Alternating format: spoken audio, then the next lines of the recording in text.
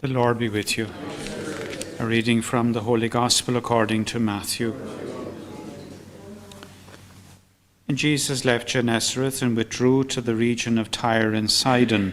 Then came out a Canaanite woman from the district and started shouting, "Sir, Son of David, take pity on me. My daughter is tormented by a devil."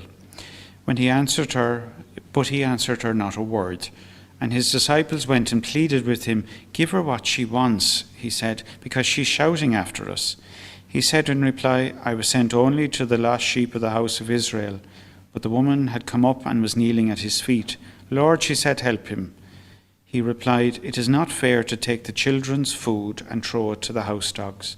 She retorted, "Ah, yes, sir, but even the house dogs can eat the scraps that fall from the master's table."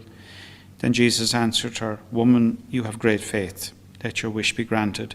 And from that moment her daughter was well again. The Gospel of the Lord.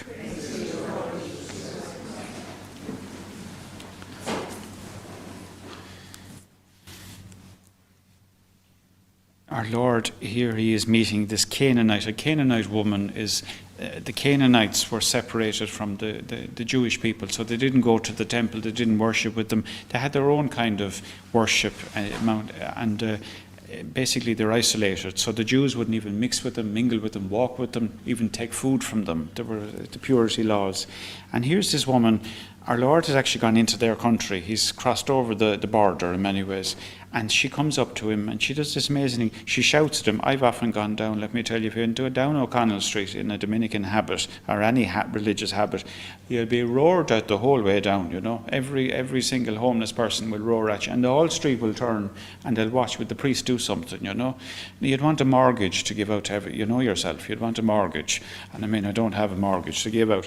But I can understand this. The disciples saying, "Oh, would you give her something to shut her up? You know, give her something to shut her up." And our Lord plays with her. He's not being ignorant to her. He's playing with her. What is interesting is the Canaanites, she's crossed over. She's gone back to the original religion of her people, the Israelites.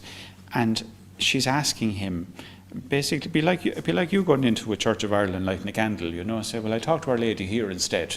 You know, this is basically what's going on. There's a history here.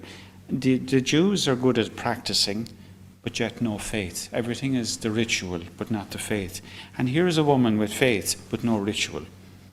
So he responds to her, and it can be the same for us. You know, we can be very precise in how we practice our faith, but to actually believe. You know, it's good to have ritual, but do I believe? And she keeps hounding him, and she says, my daughter, help her." And then she kneels before him.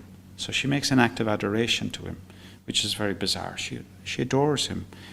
And then he turns to her and he says, plays games. He said, "Well, you know, I can't give it to the house dog." Now, a house dog is not, she's not calling her a dog, by the way. He's calling her a poodle. Do you know, a chihuahua, a little thing that laps at your feet. That's what he's saying, a cute little thing. He said, "You're a little devil, aren't you?" He said, I can't be giving away all that to you, you know, you don't believe. And she says, "But even the crumbs can feed the little house dogs. The little crumbs. Only a little crumb. That's all I'm looking. Please help my daughter." What's Jesus doing?